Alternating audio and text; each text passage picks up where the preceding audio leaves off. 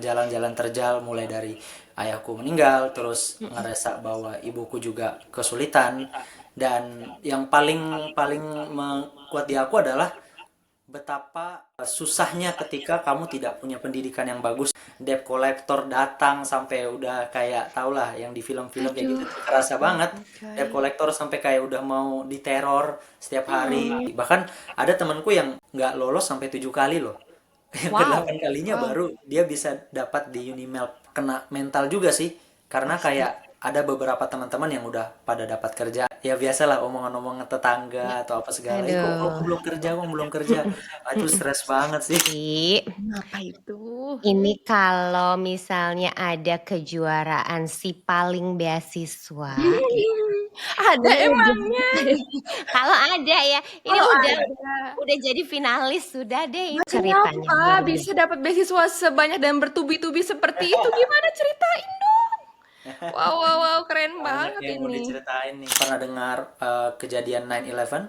Mhm. Mm-mm. 9/11 itu yang tahun 2001 itu kan bikin warga Amerika waktu itu jadi kayak takut ya sama orang-orang Muslim. Alhamdulillah terpilih dan bisa ke Arkansas waktu itu ke Amerika, terus untuk sebarkan budaya Indonesia. Akhirnya terbuka banget gitu pikiranku bahwa dunia ini wow besar banget ya. Hmm. Ya udah kuliah, Mm-mm. belajar, duduk-duduk dan kadang-kadang berdiri juga. Yang nggak tahu kalau orang dengar mungkin mulus ya, tapi yang ngelakuin mungkin berbatu-batu gitu ya. Kamu sepintar apa sih Reza? Apa yang bikin kamu tidak padam nih semangatnya? Ya maksudnya kelihatannya mungkin ya orang-orang ngerasa ih kok ini ambis banget sih. Emang aku sering banget dibilang ambis. Cuma aku orangnya kritis ya. Oke lah, aku ambis. Tapi emang kenapa? Ada masalah apa dengan orang yang ambisius gitu? Selama kamu nggak merugikan orang, kamu nggak ngambil hak orang lain, dan kamu fokus untuk ngeraih ambis itu, sebenarnya itu hal yang bagus gitu.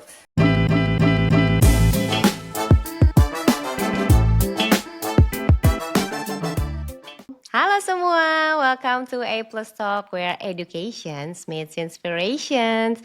Hari ini ya Ti, Kenapa itu? ini kalau misalnya ada kejuaraan si paling beasiswa, Ada ini udah emangnya? kalau ada ya, ini Kalau udah ada. udah jadi finalis sudah deh ini. Banyak banget gitu Banyak maksudnya? banget, banyak Sebanyak banget. apa sih? Sebanyak-banyaknya dari mulai SMA, Wow, S1, terus wow, sekarang wow, wow, wow. S2, Ini gimana semuanya. caranya? Tolong bocorin karena banyak banget pasti Sobat E Plus yang mau banget ini. Boleh Ih, nih, bener boleh. banget. Coba ya kita langsung kenalan sama Razak. Halo Razak. Hai Raza, thank you Halo. sudah datang ke E Plus Talks. Terima kasih banyak loh sudah datang. Kita kenalan dulu ya. Aku bacain profilnya sedikit ya. Namanya Ilham, nama lengkapnya Razak adalah Muhammad Ilham Razak. Lagi di Melbourne. Hmm. Yummy. Kemudian pendidikannya S1 Presiden University jurusan Hubungan Internasional dan S2-nya Monash University jurusan Business Administration. Mau dibacain beasiswanya panjang nih. Panjang Boleh, banget. harus Heeh. Jadi dibacain. dapat beasiswa Kaltim Cemerlang itu waktu SMA. Terus Hmm. KLIS program juga waktu SMA. Terus full tuition Presiden University. Terus dapat CHEC Most Outstanding Student waktu S1 dan lagi dapat LPDP S2 ke Australia. Begitu ceritanya Kenapa luar bisa biasa. dapat beasiswa sebanyak dan bertubi-tubi seperti itu? Gimana ceritain dong? Wow, wow, wow, keren Banyak banget yang mau ini. diceritain nih. Coba dong ceritain dari awal deh, Dari awal Raza. yang dari Kaltim itu berarti ya. Mm-mm. Oke, jadi mulai dari beasiswa Kaltim Cemerlang dulu ya. Jadi Mm-mm. ini sebenarnya aku pengen apresiasi juga ke pemerintah Kaltim yang sangat-sangat peduli sama pendidikan waktu aku SMA, waktu zaman aku SMA. Sekarang masih sih juga. Jadi salah satu apa namanya salah satu beasiswa pendidikan yang disebut itu adalah beasiswa Kaltim Cemerlang. Basically dia ngasih beasiswa ke banyak anak-anak SMA, SMP bahkan kuliah untuk bisa dapat pendidikan gratis. Nah, kebetulan aku tuh masuk ke salah satu sekolah favorit di Kalimantan Timur waktu itu, namanya SMA Negeri 10 Samarinda. Itu SMA. Dulu disebut SMA Negeri 10 Melati Samarinda. Itu beasiswa, pernah dengar kayak SMA Taruna gitu nggak? Mhm SMA mhm. Taruna gitu ya. Nusantara. Nah, itu Iya. lulusannya nih sebelah aku Oh nih. iya, oh iya. Oh gitu. Pernah Jadi denger banget gitu. jadi Kayak jadi kayak dejavu. ya pemerintah Kaltim dulu itu ngedesain pengen bikin SMA seperti itu, di mana mereka Oh. ngumpulin banyak anak-anak yang quote in quote yang punya nilai yang bagus gitu dan berbakat dan punya prestasi untuk dikumpulin di satu sekolah itu, dimana mereka Oh. memang diharapkan dikasih beasiswa full, makan 3 kali sehari, Oh, sama asrama. nih, sama nih. Iya, makan 3 kali sehari, asrama, terus apa namanya, laundry gitu. Eh, Ya Wow. kayak semacam semi semi militer gitu juga. Tujuannya diharapkan biar punya pendidikan yang bagus gitu dan punya jadi banggaan anak-anak Kalimantan Timur. Nah, jadi itu aku masuk pertama kali dan alhamdulillah lolos lewat seleksi tes dan Jadi juga seleksinya itu ada di SMP berarti ya, untuk iya anak-anak waktu aku SMP di lulus SMP. Samarinda atau semua Kalimantan Timur atau lebih dari itu? Sebenarnya preferensi di Kalimantan Timur. Jadi dari Oke. pelosok-pelosok sampai Bulungan, Tanjung Selor, apa? Iya, Balung Tanjung Selor semua di Kalimantan Timur lah waktu itu. Terus diseleksi dan akhirnya kita dapat dan ya udah kita masuklah sekolah favorit itu dan dibiayain full sama pemerintah. Jadi ya tinggal belajar aja, duduk-duduk belajar gitu. Kadang-kadang berdiri juga. Bener sih. Pegel ya kalau Harusnya. duduk Iya, iya. terus, iya. Jadi ini Terus SMA 10 Samarinda yang SMA seperti sampai sekarang pun masih ada ya. Kalau Berarti. sekarang kayaknya udah beda karena pemerintah kayaknya dulu itu kan ada selalu ada masuk kayak semacam SMA favorit, SMA Ya. SBI dan lain-lain kan. Dan dulu tuh SMA itu ditanggung sama pemerintah provinsi. Nah, kayaknya sekarang udah agak beda ininya. Jadi bukan kayak terkhusus buat satu sekolah, tapi Hmm. beasiswa Kaltim Cemerlang lebih ke arah siapa yang mau apply gitu. Jadi Oh. terbebas dari SMA manapun atau universitas manapun bisa apply gitu. Oke. Nah, Oke. selama aku SMA di situ, ada namanya organisasi yang disebut dengan Bina Antar Budaya. Udah pernah dengar belum? Jadi Bina Antar Budaya itu salah satu organisasi nirlaba yang ada di Jakarta yang punya kerjasama dengan AFS atau American Iya. Field Service Wow. atau pemerintah Amerika Serikat. Mereka juga datang tuh ke pelosok-pelosok, ke pelosok-pelosok Indonesia, pengen cari apa ya, anak-anak muda yang kiranya masih punya hunger yang tinggi untuk belajar, juga berbakat, pintar, dan pokoknya ada seleksinya untuk nyari mereka untuk dijadikan duta Indonesia untuk pertukaran pelajar ke Amerika Serikat. Nah, adanya program ini itu sebenarnya berasal dari pernah dengar kejadian 9/11? 9/11 itu yang tahun 2001 itu kan bikin warga Amerika waktu itu jadi kayak takut ya sama orang-orang Muslim gitu karena kelihatannya kayak orang Muslim ini teroris apa segala gitu. Nah jadi program ini dibuat untuk kayak ngasih perspektif budaya tentang sebenarnya orang-orang yang tinggal di daerah Muslim itu kayak gini loh orangnya. Jadi ya udah diseleksi, alhamdulillah terpilih dan bisa ke Arkansas waktu itu ke Amerika terus untuk sebarkan budaya Indonesia seperti apa gitu dan ya mereka juga ngasih banyak perspektif gitu tentang kayak dan di situ akhirnya terbuka banget gitu pikiranku bahwa dunia ini wow besar banget ya. Dulu pikiranku cuma yang penting belajar, kuliah di sini, pergi ke mall dan lain-lain. Tapi pada saat udah ke Amerika itu benar-benar kebuka pikiranku bahwa dunia ini besar, luas gitu dan banyak hal yang bisa dieksplor gitu. Nah setelah itu dan aku di situ pertukaran pelajar jadi benar-benar jadi kayak anak Amerika pada umumnya. Jadi sekolah di Amerika di high school gitu pernah lihat kan mungkin series-series high school di Amerika ya persis kayak gitu dan nggak ada ini sih nggak ada ekspektasi apa sih cuma kayak untuk bikin budaya aja kayak program budaya dan punya host family namanya ada orang tua angkat jadi ya tinggal sama orang tua angkat terus kerja apa namanya sekolah di sana terus ya udah diam belajar juga terus kayak ya gitu enak lah pokoknya alhamdulillah. Wow. Terus habis itu setelah lulus ada nah ini aku nggak tahu ya apa rezekinya orang anak rezeki anak soleh apa gimana? Apa doa ibu kayak gitu. Bisa Jadi jadi. jadi kayak banyak kesempatan gitu loh di SMA itu juga. Biasanya ada salah satunya Universitas Presiden yang datang-datang juga tuh ke pelosok-pelosok ke Samarinda. Oh, Terus ngasih tahu Bagus oke. ya. ngasih sosialisasi Mhm, bahwa mhm. oh ada kita ada universitas di Jababeka di Cikarang yang apa namanya ngasih full tuition 100%. Jadi bener-bener nggak usah bayar apapun gitu. Dan itu kan sangat-sangat membantu ekonomi ekonomi keluargaku juga karena kebetulan ekonomi keluargaku juga bukan berasal dari orang yang berada gitu kan. Nah, jadi ya udah kita seleksi tes jalur undangan. Terus setelah itu ya udah kuliah, belajar, duduk-duduk dan kadang-kadang berdiri juga. Nah, habis itu ya alhamdulillah dapat full beasiswa dan kebetulan aku juga salah satu orang yang cukup aktif di sana. eh, Cukup aktif untuk berkontribusi buat masyarakat jadi apa ketua klub, terus juga rajin ikut klub, rajin banget untuk melakukan kegiatan aktivitas dan dikasih lagi tuh beasiswa namanya beasiswa Most Outstanding itu dari salah satu sponsorshipnya CHAC. Nah di situ dapat beasiswa untuk ngasih motivasi lah buat mereka yang punya semangat juang tinggi untuk belajar gitu dan alhamdulillah jadi most outstanding dan most outstanding itu juga jadi uh, pernah ikut juga most outstanding student di daerah Jawa Barat dan peringkat 2 waktu itu Wow, wah, Luar alhamdulillah. biasa Hmm. deh. Setelah itu lulus, Mm-mm. balik-balik kan bantu ibu dulu usaha karena ibu kayak ada usaha catering gitu. Terus saya kayak ngerasa kayaknya aku tertarik deh untuk lihat bisnis-bisnis gini gitu. Terus aku semakin lama semakin tertarik. Jadinya kayak aku pengen belajar lebih jauh tentang jadi entrepreneur itu gimana. Makanya aku pergi ke Jakarta, belajar marketing, belajar bisnis, belajar sales sampai ke Papua tuh. Salah satunya tuh aku ke Nutrifood di mana aku ke Papua di situ. Tapi aku rasa kayaknya masih ada yang kurang deh gitu.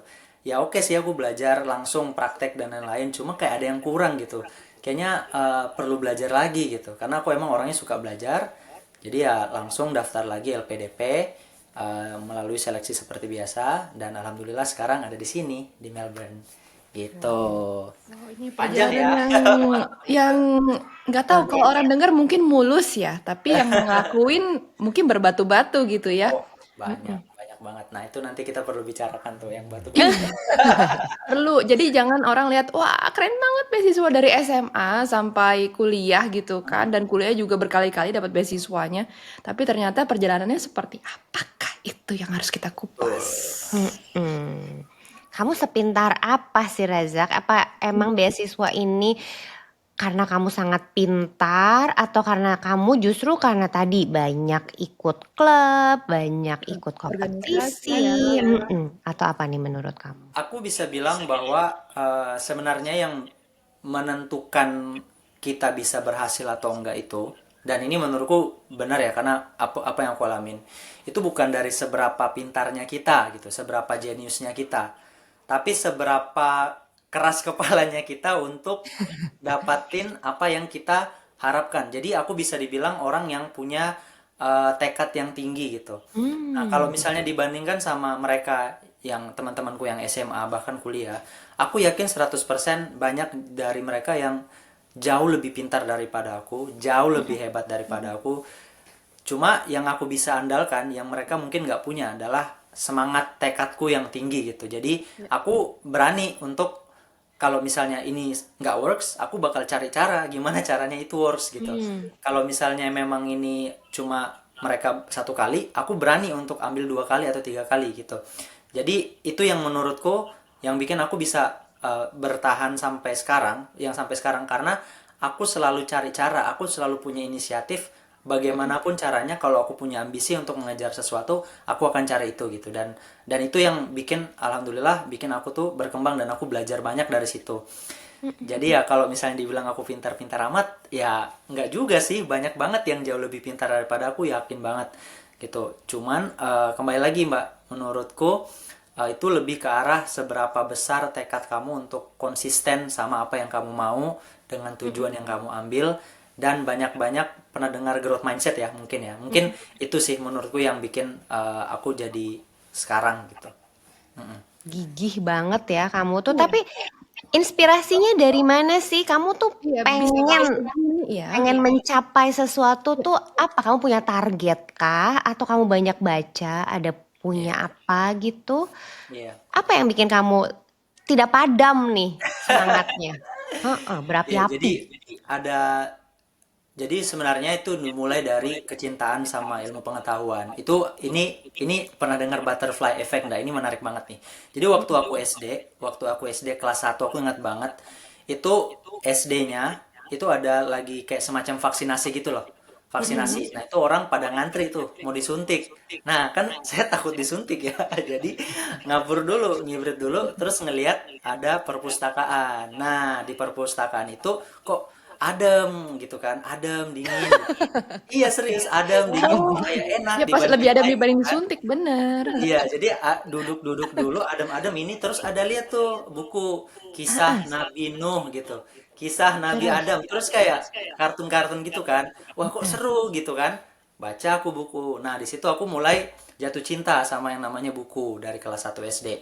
Karena itu tempat yang bikin aku nyaman. Adam lagi, Adam baca buku ya kartun kayak gitu dan terhindar dari suntik-suntikan gitu.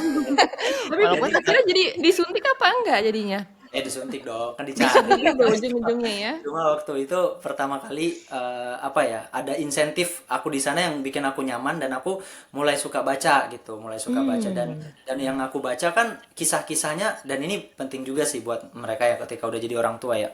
Kisah-kisah tentang perjuangan, kisah-kisah tentang apa namanya struggling to find something itu sangat menginspirasi aku dari SD gitu ya. Bayangin aja misalnya kayak Nabi Nuh gitu apa kurang berjuang apa misalnya atau kisah nabi-nabi lain lah, Nabi Yusuf gitu.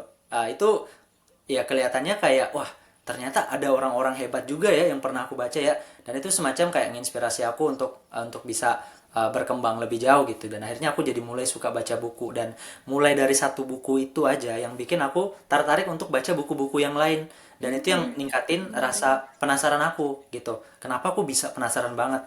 Dan ada insentif juga kan karena aku sering baca buku aku jadi pintar. Karena aku jadi pintar, aku dapat apa namanya semacam penghargaan, validasi dan lain-lain dan itu bikin aku jadi semangat lagi. Oh, enak ya ternyata kalau kita jadi orang pintar ya gitu. Jadi Oh, kayak divalidasi ya. Dan dapat divalidasi itu enak nah sekali memang ya.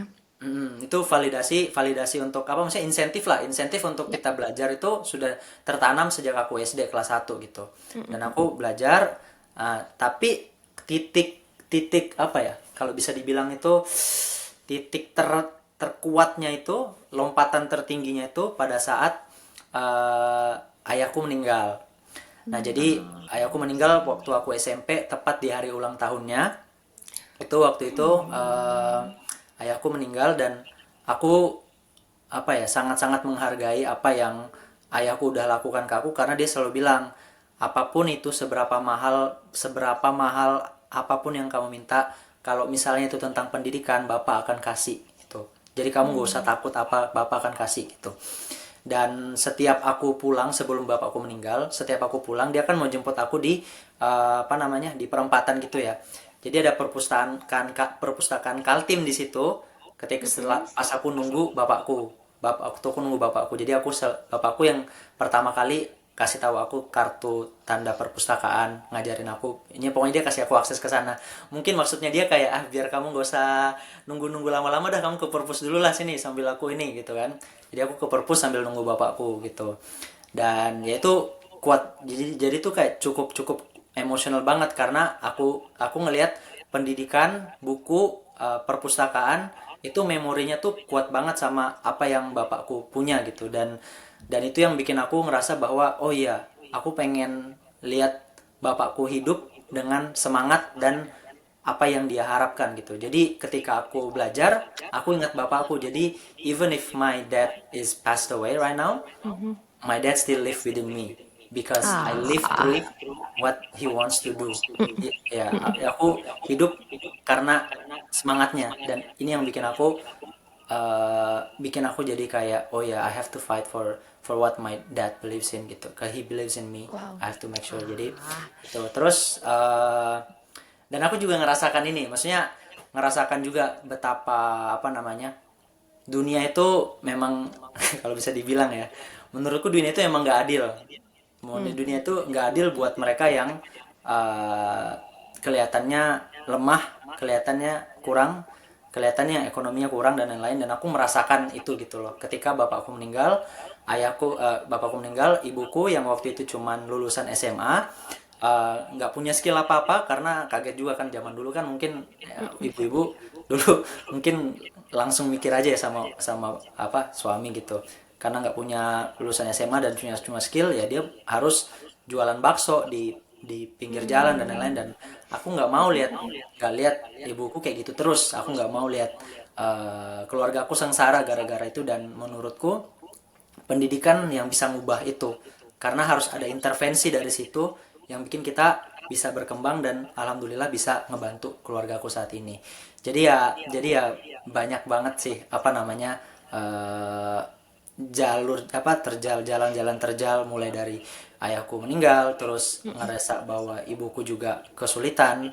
Dan yang paling paling kuat di aku adalah betapa susahnya ketika kamu tidak punya pendidikan yang bagus ya dalam dalam bentuk pendidikan apapun deh. Dan salah satu terutama tempatku adalah pendidikan tentang financial literacy atau pendidikan tentang bisnis. Jadi tuh mamaku kan dia ya ya udah yang penting dia bikin bisnis jualan bakso apa. Tapi dia rugi terus gitu. Dia I rugi see. terus terus dia karena dia mungkin nggak ngerti tentang keuangan, nggak ngerti tentang financial cash flow dan kawan-kawan dia nggak ngerti gitu. Jadi ya akhirnya dia ngutangnya numpuk. Nah, akhirnya kita hidup lah ngerasain gimana rasanya punya utang yang banyak. Debt collector datang sampai udah kayak tau lah yang di film-film kayak gitu Aduh, tuh kerasa banget. Debt bangkai. collector sampai kayak udah mau diteror setiap hari. Hmm. Terus rumah kita harus dijual gara-gara kita nggak punya duit sama sekali. Kadang-kadang mikir juga besok mau makan apa, terus harus tinggal di tempat kumuh karena emang bener-bener nggak punya duit sama sekali. Dan aku udah ngerasain semuanya lah gitu. Mulai dari makan nasi pakai garam aja udah udah pernah ngerasain juga. Kukira itu cuma di film-film doang, ternyata ada di realita juga. Jadi kayak dari apa ya ekonomi itu yang aku rasa bahwa oh nggak bisa ini, kita harus harus punya tekad yang besar untuk berkembang dan harus punya growth mindset yang kuat gitu, nggak bisa pasrah gitu. Jadi ya kombinasi dari itu yang bikin aku tuh oh ya udah kita harus cari gitu. Dan kenapa aku bisa dapat beasiswa ya karena aku, nah ini kembali lagi karena aku suka baca buku. Ya. Ini nggak apa-apa ya aku sambil cerita ya atau masih mau Bagus tanya? banget. Ya, Lanjut. aku seneng banget dengerinnya. Lanjutkan. Jadi jadi karena aku salah satu orang yang nggak punya apa ya, nggak punya ekonomi yang bagus gitu. Jadi aku sering ke perpus karena itu tempat yang gratis dan aku bisa baca buku. Nah, aku suka baca buku. Kalau pernah dengar baca buku Negara Lima Menara atau Laskar Pelangi, pasti tau lah ya. Nah itu relatable banget sama aku karena dari orang yang ekonomi ke bawah tapi menghargai pendidikan. Dan aku ngelihat itu terinternalisasi sama apa yang aku dapatin gitu. Dan aku ngelihat bahwa oh di negara Lima Menara ini karakter utamanya tuh dia dapat beasiswa kuliah di luar negeri. Dan Ya. terus dia cerita tentang hidupnya mereka seperti apa, gimana dia ngubah nasib keluarganya dan lain-lain. Terus aku lihat, wah kalau ini buku ada, kenapa aku nggak bisa gitu. Terus aku selalu ingatkan ke diriku bahwa aku pengen jadi orang yang ada di negeri Lima Menara ini. Atau aku pengen jadi orang yang ada di Laskar Pelangi ini. Meromantisasi arti pendidikan gitu. Dan it feels so good karena I feel like that's the only thing that can makes me happy within my capacity. And that's the only way that I can just get out from the structural poverty that we all have at that point. And then itu yang bikin aku jadi punya tekad kuat bahwa aku ada misi di sini. Dan alhamdulillah sekarang berprogres lebih besar dan pengen jauh lebih menginspirasi kepada mereka. Kayak orang-orang kayak aku kayaknya pasti banyak juga orang-orang kayak aku yang Betul. nggak punya akses ekonomi, nggak punya, mungkin orang tuanya nggak ada atau bapaknya meninggal atau apa, tapi punya punya semangat kuat yang tinggi. Aku pengen inspirasi mereka juga, makanya aku bikin konten-konten seperti itu. Luar biasa loh. Aduh, Bapakmu kerennya pasti tuh keren bap banget. bapakmu pasti bangga banget deh sama kamu. Ya, ya, Kamu jadi sekuat ini dan ya. menginspirasi sekali loh, luar biasa. Oh iya, fun fact BTW, namaku Razak itu sebenarnya nama bapakku. Oh, Nama aku ini aslinya gitu. benar-benar menariknya tuh menarik banget ya ini kisah hidupnya Razak ini ya. Luar Sampai biasa. ternganga gitu. Aduh. Emang Mhm. rezekinya tuh ada dari nama juga Razak Oh tuh iya ya. rezeki. Iya, Iya benar. Bisa, kan? Wah, masuk, masuk, masuk. luar Keren banget. Jadi biasa. punya tekad yang tinggi, punya mimpi yang tinggi, tapi itu semata-mata nggak bisa langsung, gitu loh, nggak bisa langsung tiba-tiba. Jadi harus Hmm. dibangun dan ternyata dia dibangunnya itu saat lagi kabur dari vaksin. Jadi itulah sebenarnya mencetusnya ya. Jadi buat Sobat E Plus baca itu penting, tapi baca juga apa yang kamu baca gitu. Yang kamu baca ternyata Betul. menentukan pilihan hidup kamu ke depannya, tujuan hidup kamu ke depannya. Jadi pintar-pintarlah untuk memilih buku bacaan. Tapi nggak apa-apa ya Razak untuk punya mimpi setinggi itu. Biasanya kalau orang ngomongnya bukan mimpi tinggi, bukan tekad tinggi sekarang. Zaman sekarang orang ngomongnya ambisius gitu. Kan Ambis. kan ambisius banget sih nih orang gitu. Udah beasiswa nggak mau apa kasih ke yang lain. Kenapa harus dia semua yang ambil? Gimana kalau ada yang bilang seperti itu? Menurutku sebenarnya nggak ada masalah sih. Orang punya pikiran tentang itu karena mereka pasti punya backgroundnya masing-masing kenapa mereka seperti itu ya. Cuman kalau kita buka sedikit perspektif kita lebih jauh, kita harus tahu bahwa budaya yang bagus, budaya berkembang di negara-negara yang hebat, itu mereka yang punya ambisi yang tinggi. Mungkin standar kita aja yang kerendahan ketika ada di Indonesia. Karena aku jujur Bener ngerasain ya. banget Bener, gitu bener ketika lagi ya. aku di Mm-mm. Indonesia. Ya, ya maksudnya kelihatannya mungkin ya orang-orang ngerasa, ih kok ini ambis banget sih. Memang aku sering banget dibilang ambis. Cuma aku orangnya kritis ya. Oke lah, aku ambis. Tapi emang kenapa? Ada masalah apa dengan orang yang ambisius gitu? Selama kamu nggak merugikan orang, kamu nggak ngambil hak orang lain, dan kamu fokus untuk ngeraih ambisi itu, sebenarnya itu hal yang bagus gitu. Nah, jadi jangan sampai kita jatuh ke dalam ada yang disebut dengan crab mentality. Ya. Jadi kita nggak suka lihat orang terbang hanya karena udah nggak ini sama kita. Jadi kita tarik tarik lagi. Justru itu yang menurutku salah. Dan aku belajar banget ketika aku di Melbourne. Mungkin aku kelihatan ambis ya, tapi ada yang jauh lebih ambis lagi daripada aku. Di luar sana Karena banyak ternyata yang di atas kita semuanya pokoknya tuh ternyata di luar sana tuh jangan dikira seperti Indonesia yang terkungkung. Ternyata banyak yang lebih dari kita juga ya. Dalam segi ambisius pun. Mm-mm. bahkan mereka bahkan ambisinya tuh udah terstruktur tau. Aku pernah ketemu sama salah satu mahasiswa orang Cina kan. Dia Mhm. tanya gitu, kenapa sih Indonesia ini santai banget gitu? Padahal aku ngerasa kayak nggak santai-santai amat ya, aku belajar juga kan. Bilang, emang kenapa? Aku tuh belajar di Cina ya, di Cina nih. Nah, salah satu alasan juga kenapa Cina maju banget sekarang. Mereka mereka itu belajar sampai hampir 9 sampai 12 jam per hari. Jadi Wow. mereka belajar, setelah belajar mereka ada les lagi, terus setelah les lagi mereka ada les lagi. Jadi kayak wah, aku lihat wah ngeri banget gitu. Ya mungkin mungkin ya beda-beda orang ya. Cuma Ya. aku kasih tahu bahwa setiap orang pasti punya caranya sendiri untuk mencapai sesuatu. Makanya penting banget untuk kita tahu diri kita ini siapa dan kita mau kemana arahnya. Dan kalau kita udah punya arahnya kemana, terserah orang mau bilang apa, mau bilang ini, ya kita sendiri yang ngukur diri kita itu ini ambis atau enggak gitu. Kalau dia nanya kita atau ambis atau enggak, ya mungkin karena dia belum tahu arahnya dia mau kemana. Jadi dia Betul. membandingkan apa yang dia punya sama pace kita gitu. Padahal pace kita kan berbeda, tujuan kita berbeda gitu. Jadi itu sih yang aku rasakan ya. Oh, ini paket komplit Razak itu pinter iya, pinter organisasi iya, pinter agama iya, motivator juga iya. Bagus. Ini Mana Sobat E Plus mesti denger banget ya masih muda, yang masih kecil, masih anak-anak ini mesti denger banget karena ya, betul banget yang Razak bilang itu harus punya mimpi, harus punya tekad yang tinggi dan di luar sana tuh ternyata banyak yang lebih dari kita juga. Harus keluar dari betul. zona nyaman ya. Mm-mm. Betul, betul, Aku betul. mau ini dong penasaran sama yang terakhir kamu dapat nih Razak tentang LPDP nih. Kayaknya kan ini susah banget ya Razak, termasuk kayak esainya Ya, susah. ya. Kalau kamu ada strategi khusus nggak supaya bisa lolos LPDP-nya? Ya, kalau misalnya LPDP, eh, penting tuh kita harus tahu dulu tuh kenapa LPDP itu ada dan dari perspektif dari orang yang punya LPDP ya. Jadi kan LPDP ini awalnya terbentuk dari dana hibah pendidikan, dana hibah Menteri Keuangan yang dikelola dan diinvestasikan buat mereka yang mau kuliah ke luar negeri dengan harapannya untuk kontribusi balik ke Indonesia gitu ya. Ya pokoknya berkontribusi balik lah. Jadi ketika kandidat-kandidat yang dicari ini adalah mereka yang kira-kira punya potensi besar untuk berkontribusi balik ke Indonesia. Jadi itu. Jadi nomor satu, ketika orang bilang bahwa LPDP harus adalah orang pintar banget, salah. Itu salah. Yang kedua, LPDP adalah orang yang berasal dari maksudnya dia tahu semua, salah. Jadi kembali lagi ke tujuan utama LPDP itu apa? Mencari kandidat yang ingin berkontribusi balik ke Indonesia.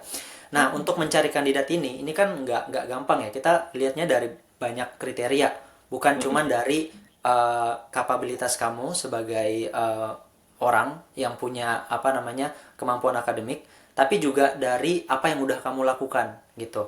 Kan untuk menunjukkan bahwa kamu tuh capable untuk melakukan sesuatu. Dan yang terakhir itu adalah rencana kontribusi kamu ketika kamu sudah balik. Nah, kalau ditanya tips dan trik aku adalah yang pertama, kamu harus tahu dulu gitu, apakah beasiswa LPDP ini adalah beasiswa yang cocok buat kamu, apakah sesuai dengan misi kamu. Karena kalau kamu mau cuma cari kuliah luar negeri, banyak banget beasiswa yang nggak harapan kamu balik ke luar negeri gitu, nggak ke dalam negeri. Banyak banget, ada beasiswa dari kampus misalnya, atau beasiswa Chevening, beasiswa Fulbright, dan lain-lain, ada banyak jenis beasiswa. Yang kedua adalah, kalau kamu sudah tahu nih bahwa, aku pengen kontribusi balik ke Indonesia. Nah, berarti kamu sudah centang satu tuh, yang pertama. Tapi yang kedua yang paling penting adalah bagaimana kamu mau kontribusi itu dengan panggilan jiwa kamu. Jadi, yang diharapkan adalah ketika nanti kalian yang mau pengen dapat beasiswa LPDP ya, mulai bangun portofolio kamu sesuai dengan ambisi atau cita-cita yang pengen kamu alamin. Misalnya kamu pengen jadi public policy gitu, pengen kerja di pemerintah di bidang anggaplah lingkungan. Ya berarti kamu harus sering-sering bangun gitu kapabilitas kamu. Kamu bikin komunitas lingkungan kah? Kamu ikut komunitas lingkungan, kamu kerja di perusahaan lingkungan, atau kamu bikin segala sesuatu yang inovatif. Jadi itu semua tentang kontribusi. Dan ini yang kamu kasih tahu ke mereka, ini kontribusi aku, ini yang pengen aku lakukan, balik-balik aku ingin menyelesaikan isu ini yang ada di Indonesia, dan ini yang pengen aku selesaikan gitu. Ketika itu sudah berhasil, nah di situ akan jauh lebih mudah buat kamu untuk dapat beasiswa LPDP. Jadi pikirkan sebagai misalnya Mbak Dita atau Mbak Tiara adalah orang yang punya 2M nih, gitu kan. Orang punya 2M, 3M. Aku mau ngasih duit nih ke orang, ke perusahaanku, dengan harapan perusahaanku pasti bakal harusnya ada ROI-nya kan, ada return of investment, ada balik kan. Betul. Boleh nggak lebih mending mana aku kasih 2 miliar untuk usahaku atau 2 miliar ke orang ini gitu. Jadi harus worth it nggak ketika aku kasih kini, dia akan bisa ngembangin usahaku jauh lebih bagus gitu. Berarti dalam konteks ini ketika aku balik, aku bisa ngebantu Indonesia di bidang apa yang aku kerjain, dan itu worth the money, worth the effort dari pemerintah Indonesia. Jadi itu prinsipnya ya. Karena tapi kalau mau lebih detail dan kawan-kawan nanti boleh nanti DM aku aja, atau kita bisa adakan session-session. Nanti Dapet jalannya. benar, pokoknya langsung di-follow aja Razak untuk tips-tips edukasinya dari beliau. Bisa DM juga gitu kan ya.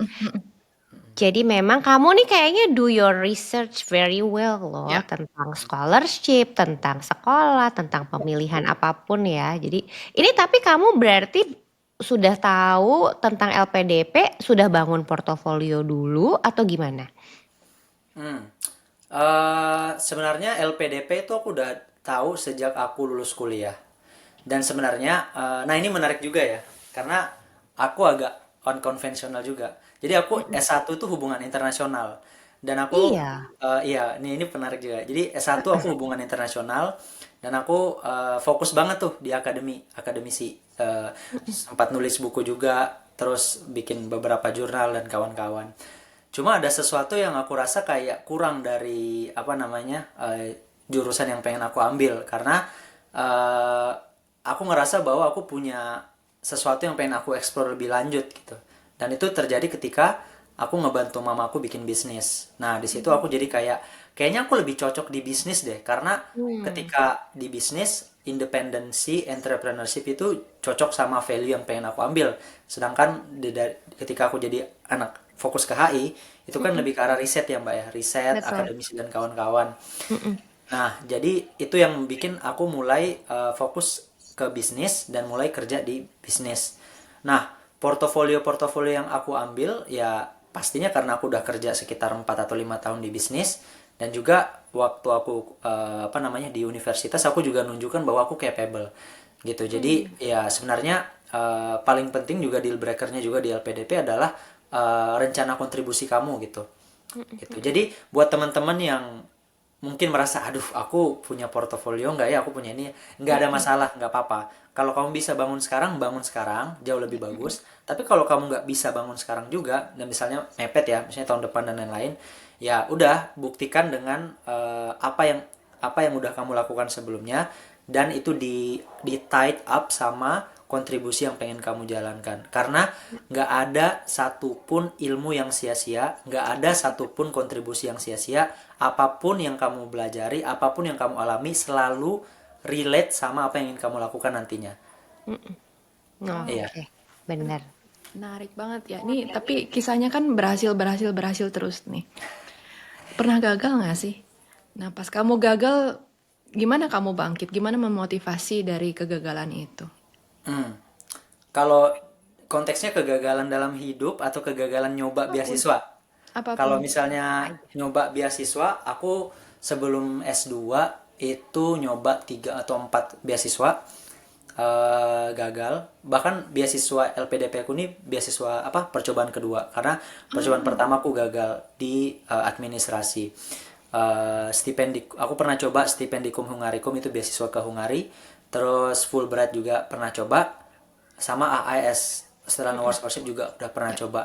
Cuman ya mungkin ada kandidat yang jauh lebih cocok gitu, jadi nggak lolos. Tapi ya udah aku tetap coba. Kenapa? Karena ya kembali lagi sih ke arah tekad gitu. Karena kalau misalnya kamu benar-benar pengen dapatin itu, ya kamu akan coba untuk belajar lagi. Bahkan ada temanku yang nggak lolos sampai 7 kali loh. Yang Wow. kedelapan kalinya wow. baru dia bisa dapat di Unimelp, jurusan lo salah satu yang Oke. terbaik di dunia Wow. gitu. Jadi nggak ada masalah sih sebenarnya. Justru aku ngelihat gagal itu yang ada dua. Satu itu redirection kamu ke tempat lebih bagus, Ya. atau yang kedua itu jalan yang lebih dekat buat kamu menuju kesuksesan. Karena gagal itu bikin kamu tuh jadi belajar, oh ini tuh jeleknya, berarti bagusnya yang ini gitu. Justru itu bagus gitu kalau kamu gagal sekarang, karena kalau masih muda, apalagi masih muda ya, udah jatah gagalnya dia habisin aja dulu. Biar Benar, benar, benar, Benar, benar. benar, benar, iya. benar. Kalau Ya. gagal-gagal secara kehidupan juga ya pasti banyak lah ya. Maksudnya kayak fakta bahwa misalnya aku juga sempat daftar di UGM gitu. Cuma aku nggak lolos di SBMPTN. Udah, aku nggak lolos SNMPTN. Nah, ini menarik juga karena Wow, ini baru eh, nih, yang pada baru dapat Ya. pengumuman nih. Dan lagi Nah, sedih-sedihnya nih karena oh nggak iya, lolos. Gimana nih? oh, baru nih. Kita lihat ya dari jadi kisahnya Razak nih. dulu aku SMA itu kan aku pokoknya salah satu yang terbaik juga, karena aku LDBI, Lomba Debat Bahasa Indonesia, dapat medali emas. Terus kayak setara Hmm. OSN dulu. Tapi jurusanku tuh IPA kemarin SMA, dan aku baru pertukaran pelajar. Jadi Betul. eh, jadi ternyata di kurikulum Indonesia KTSP, tempatku kan masih KTSP waktu itu. Ketika aku pertukaran pelajar kan aku tinggal kelas ya, quote-unquote tinggal kelas 1 tahun ke kurikulum 2013. Kurikulum 2013 itu orang nilainya rata-rata tinggi semua dibanding aku KTSP yang rendah. Nah, jadi aku ambil SNMPTN, gagal di situ karena mungkin nilaiku lebih rendah dibandingkan yang lain, dan aku ambil jurusannya HI. Nah, kesalahanku juga adalah, ini yang perlu dipelajari adalah aku tuh terlalu apa namanya, overestimate pencapaianku untuk menang. Oh, aku sudah LDBI tingkat nasional, Mas. Oh, bisalah masuk jalur undangan. Ternyata tidak semudah itu, Ferguson. Ternyata ada Hmm. banyak hal yang lain juga, dan rasanya justru sedih karena jujur UGM adalah kampus apa namanya? Kampus impianku dulu.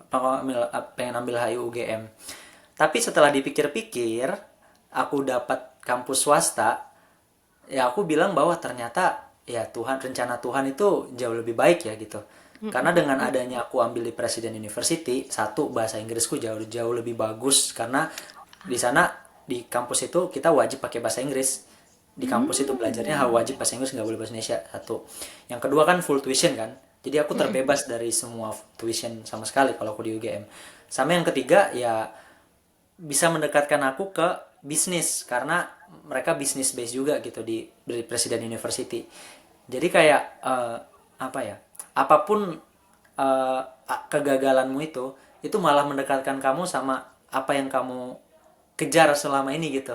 Selama niatmu udah, intinya kalau niatmu udah baik dan kamu udah berusaha, mau kamu gagal di kiri di kanan, kamu nggak sadar bahwa itu sebenarnya apa namanya, bikin kamu tuh ke arah yang jauh lebih bagus gitu.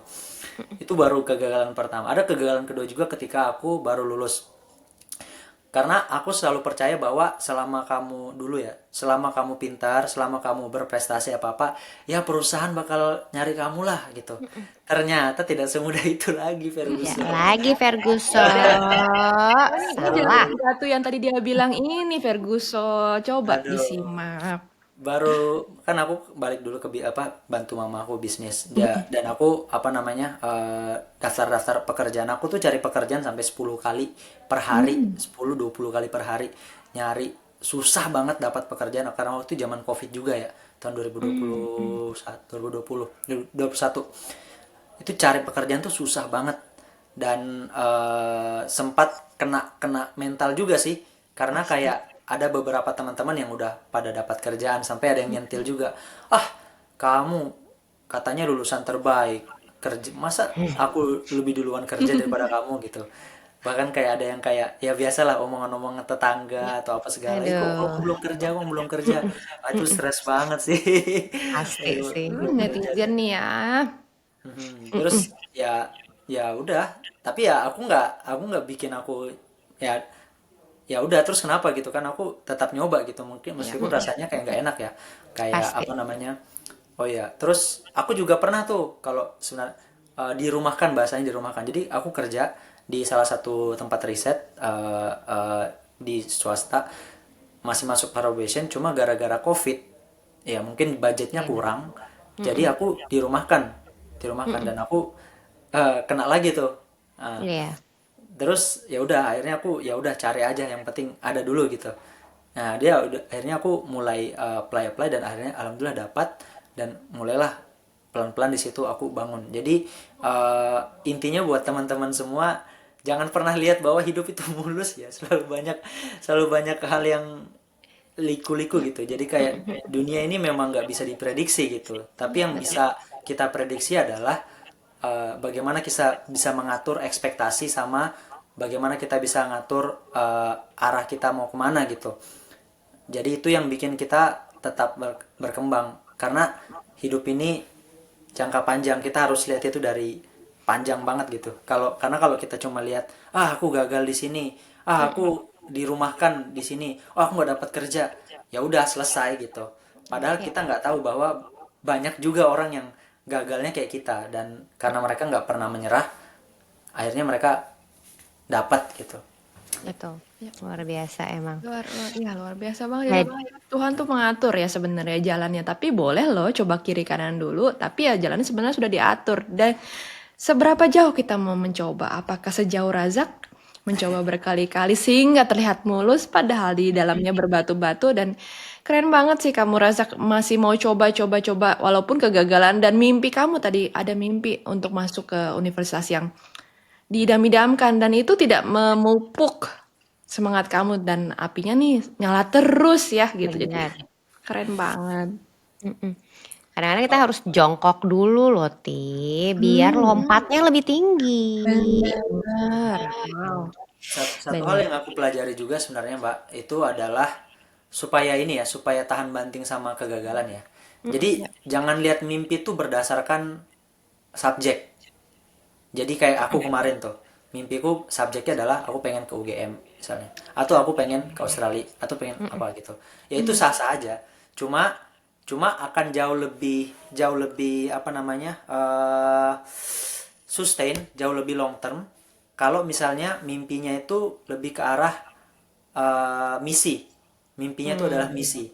Jadi misalnya mimpinya adalah aku pengen menginspirasi orang dengan suaraku gitu misalnya. Kan meskipun artinya jadi penyanyi misalnya. Atau aku pengen membantu orang lewat karyaku di tulisan gitu. Jadi karena udah dapat prinsip misinya mau ke situ, ya kemanapun jalannya kita jadi jauh lebih fleksibel gitu. Jadi nggak Betul. stres-stres amat. Dan siapa tahu itu bisa ngebawa kita jadi jauh lebih bagus kan. Nah itu sih yang Benar-benar. aku selalu ini. Jadi jangan pernah kayak, wah aku pengen kerja di BCG misalnya. Ya udah BCG gagal, ya terus akhirnya Langsung. Ya, ya, ya. ya. Dunia runtuh gitu Mati kayaknya ya. mimpinya gitu kan. Karena kan esensi BCG itu apa sih jadi konsultan kan? Kenapa kamu pengen jadi konsultan? Itu harus dikulik dulu. Kenapa pengen jadi konsultan? Oh mungkin kamu pengen ngebantu orang dalam expertise kamu. Ya padahal kan Pengen BCG duitnya banyak. karena duitnya banyak. Misalnya kamu pengen jadi orang kaya gitu ya. Ya udah berarti kan banyak cara jadi kaya kan? Nggak harus lewat Iya, jalan iya. itu gitu. Tuh dengerin, belajar dari Razak tuh ya. Udah paling cakep, bener keren banget. Apalagi Ti yang mau ditanya Ti? Penasaran sama peran orang tua nih. Di luar ayah, ya mestinya berdua lah ya, ada ayah, ada ibu. Seperti apa sih membangun Razak? Apakah terus membimbing dari Razak kecil sampai sekarang misalnya ibu membantu terus memotivasi? Atau seperti apa sih biar punya anak kayak Razak ini mesti gimana sih orang tuanya? eh eh, Independensi sih kata kuncinya. Justru menurutku ya, salah satu faktor terbesar kenapa aku bisa berkembang seperti sekarang adalah karena ibuku itu ngasih aku otonomi untuk berpikir tentang apa yang aku mau. Jadi eksplorasi tentang diriku itu jauh lebih cepat dibandingkan orang-orang pada umumnya karena aku dibiarkan untuk berpikir. Aku dibiarkan untuk cari tahu apa yang aku mau, apa yang aku nggak mau, apa yang aku suka, apa yang aku nggak suka gitu. Ya mungkin mamaku secara tidak sadar mungkin melakukan seperti itu ya. Karena mungkin dia ngelihat aku anak kedua yang orangnya cukup rebel, cukup memberontak gitu.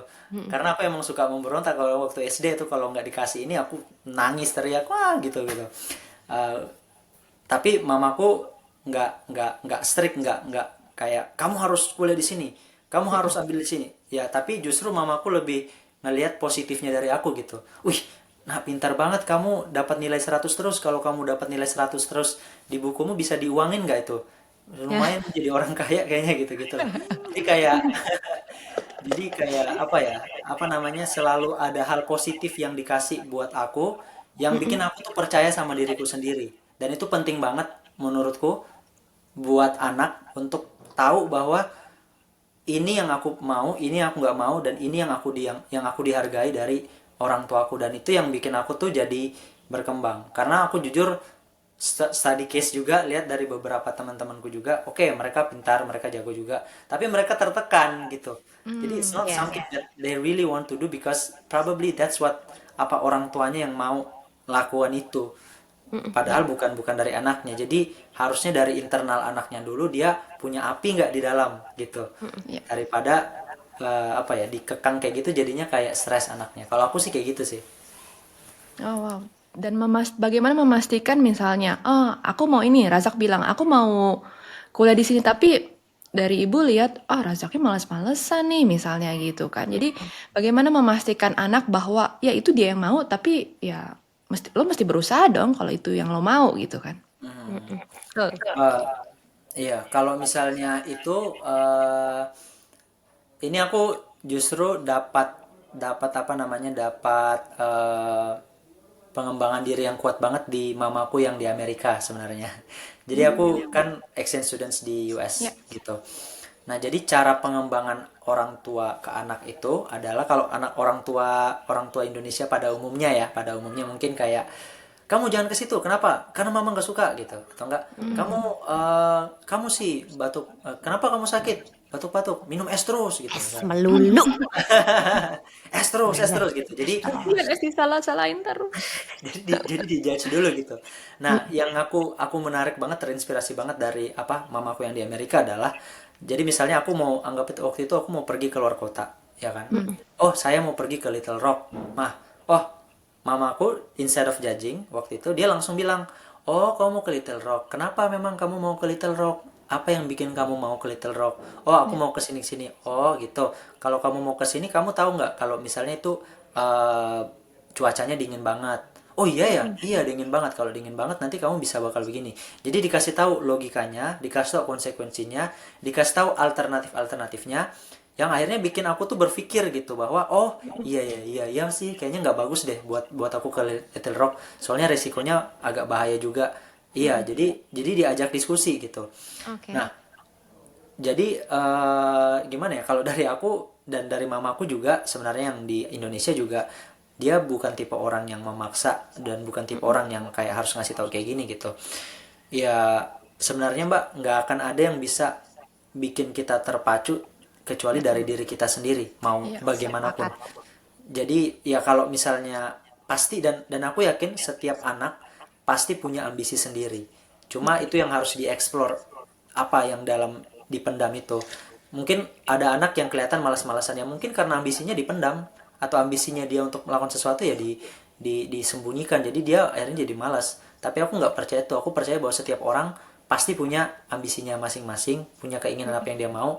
Cuma dia mungkin malu atau takut ada rasa ini, dan itu yang harus di-embrace menurutku. Itu yang harus dikeluarkan dari dalam anak supaya orang tuanya dan dianya juga punya kerjasama yang bagus untuk berkembang ke sana gitu. Jadi komunikasi itu penting ya. Jadi kita bisa ngobrol nih sama anak, apa sih yang dia mau?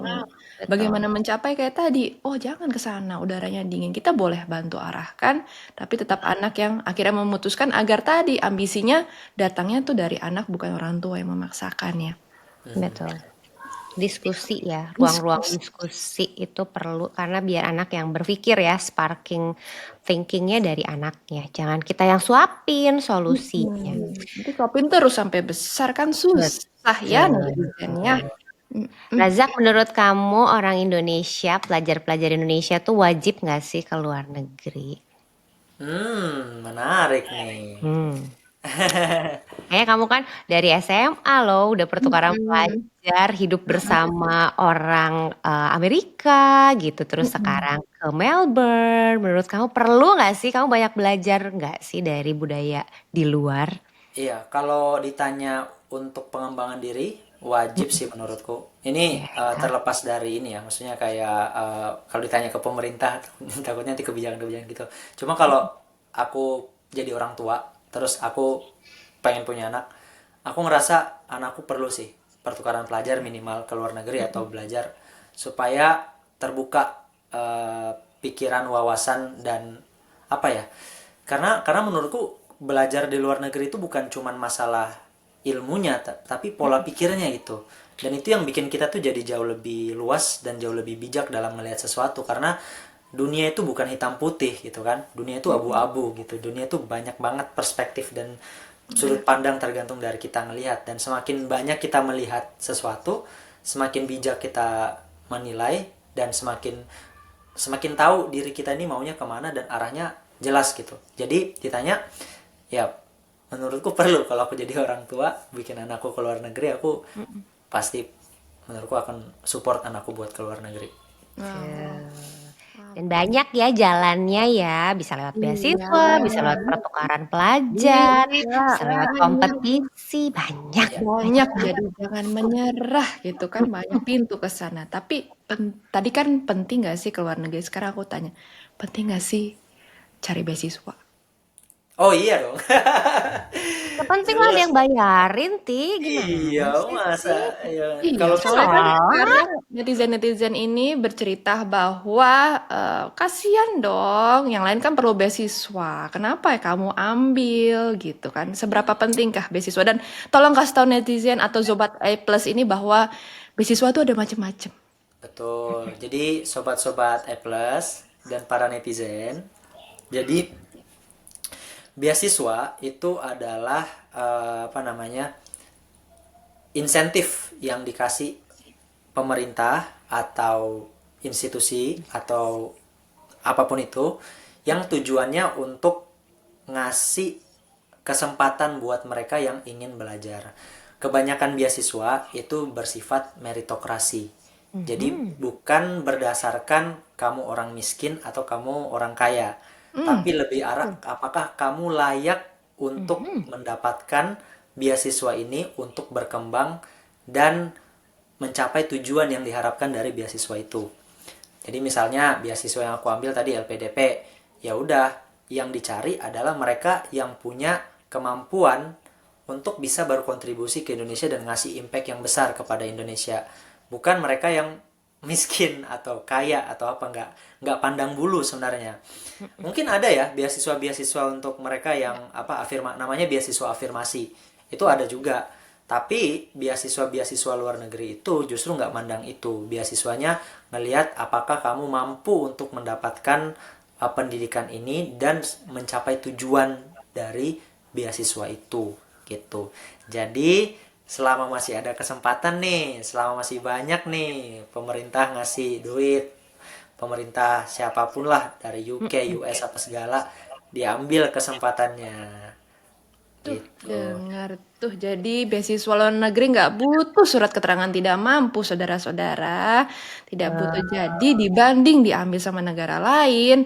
Yuk, anak Indonesia, kita coba semua cara biar kita bisa menuju Indonesia emas, siapa tahu suatu saat nanti kan. Dan ini aku cuma kasih tahu juga loh, ternyata orang Indonesia tuh pintar-pintar loh. Ketika Ih, aku banget. ini aku Tapi ada tapinya nih pasti nih. ini aku nggak ada ini waktu Oh, aku ada di US, tapinya. aku waktu SMA itu aku kelas 2 SMA kan, waktu itu aku kelas 2 SMA dan aku masuknya US tuh kelas 3 SMA. Aku udah tahu kalkulus karena diajarin waktu SMA kemarin dan mereka masih belajar aljabar gitu. Jadi kayak lah kok anak-anak Amerika malah masih diajarin gini gitu ya, kenapa kita jadi jauh lebih ini gitu. Dan ketika aku kuliah di Australia, setiap kerja kelompok apa segala pasti anak-anak Indonesia yang nge-carry anak Indonesia yang ini. Ya. Jadi kayak nunjukin bahwa sebenarnya apa ya, mungkin orang stigmanya anggap kuliah luar negeri itu kayak susah banget, ini harus bahasa Inggris. Sebenarnya enggak, justru banyak juga mereka yang di ini yang sebenarnya datang ke sini emang karena orang tua, karena orang tuanya kaya banget orang-orang dari Cina, dari Jepang apa segala, kaya banget terus ngasih anaknya kuliah di luar negeri gitu. Dan kalau dilihat dari ambisi, dari tekad dan lain-lain, rata-rata orang Indonesia yang nge-carry semua, dan karena mereka udah terbiasa dan pintar-pintar gitu orang-orang Indonesia. Jadi menurutku ya kita tuh bisa banget berkompetisi dibandingkan sama negara-negara lain. Ya mungkin ya sistem Indonesia aja kali yang perlu diperbaikin ya. Cuma Betul. kalau ditanya orang-orang Indonesia, aku yakin kita tuh punya talenta yang bagus-bagus gitu ketika dibawa ke luar negeri. Orang Indonesia tuh punya banyak potensi, tinggal mengembangkan kompetensinya gitu. Jangan Jangan dikubur. nggak kalah kita tuh. Kalah, Ya kalah. Mm-mm. Jadi boleh dibuka bukunya, boleh dibuka internet, jangan dibuka media sosial yang joget-joget terus. Cari influencer tuh kayak Razak gini loh, yang Biar positif, yang berkembang ya. betul. Ti, satu pertanyaan terakhir Ti, sebelum kita tutup Ti. Motivasi dong netizen atau sobat A+ biar bisa berkembang kayak kamu. Motivasi ya. Semangatin. Jadi aku tuh selalu ingat kata-katanya ini apa namanya, salah satu presiden di Afrika Selatan, aku lupa, Nelson Mandela. Oke. Jadi Nelson Mandela tuh pernah bilang bahwa pendidikan itu adalah kunci sukses, kunci kamu untuk membuka kesuksesan. Jadi buat teman-teman semua, jangan pernah memandang remeh atau memandang enteng pendidikan dan seberapa besarnya biaya pendidikan yang teman-teman ingin ambil, karena itu bukan cuma investasi buat buat anaknya, tapi bisa investasi untuk generasi-generasi selanjutnya, 3, 4, 5 generasi, 6 generasi selanjutnya, hanya karena satu pendidikan yang bisa ngubah nasib orang, tapi juga nasib generasi ke depannya. Itu yang bisa aku kasih tahu sih. Luar biasa. Jadi jangan pelit-pelit amat lah buat Aduh, keren banget semua. Mesti denger ini ya. Episode ini harus denger sampai akhir, sampai titik ini. Investasi ke pendidikan jangan cuma investasi lewat emas tadi kan ya, tapi investasi ke pendidikan karena kata Mas Razak tuh, kata Razak bisa 5 generasi ke bawah loh. Penting banget emang edukasi ini ya. Ya, Makasih banyak ya Thank you Razak. Razak dan thank you udah keren-keren banget. Tolong di follow ini Instagramnya Razak dan liatin konten ini karena bagus banget buat anak-anak muda Indonesia. Betul, Keren dan banget. positif banget loh dan Ya, memotivasi sekali luar ya, biasa. Terima kasih, semoga sukses selalu Razak. ya. Jadi balik nggak nih? Balik nggak ini? Balik ya, mau Balik. kontribusi dulu kan. Keren Kontribusi dulu, keren banget. banget. Kalau Indonesia dilirik ini orang-orang kayak Razak jangan tidak dimanfaatkan karena bagus. Bener, bener banget. Jadi kita belajar banyak banget hari ini dari Razak. Kamu tuh perlu yang nggak perlu juga ya sebenarnya, nggak perlu jadi yang paling pintar, tapi perlu punya tujuan kalau kata Razak tuh. Harus punya tujuan, harus konsisten. Nggak apa-apa dibilangin ambisius dan lain sebagainya, konsisten. Capai tujuan kamu itu, tahu arah kamu kemana. Dan ingat kata Razak, scholarship itu nggak perlu orang dalam, nggak perlu. Tapi perlu strategi, perlu riset, ya kan, perlu keberanian. Terima kasih banyak Razak sudah Sukses hadir. terus ke depannya. Betul, sudah berbagi. Dan Ya. untuk kamu yang lagi galau atau orang tua yang lagi nemenin anaknya untuk sekolah gitu, yuk terus belajar, ayo kita terus tumbuh. Dan orang tua juga terus bantu anak Indonesia untuk temukan versi A+ masing-masing dari anak-anak. Terima kasih banyak, sampai jumpa di episode selanjutnya. Bye. Bye.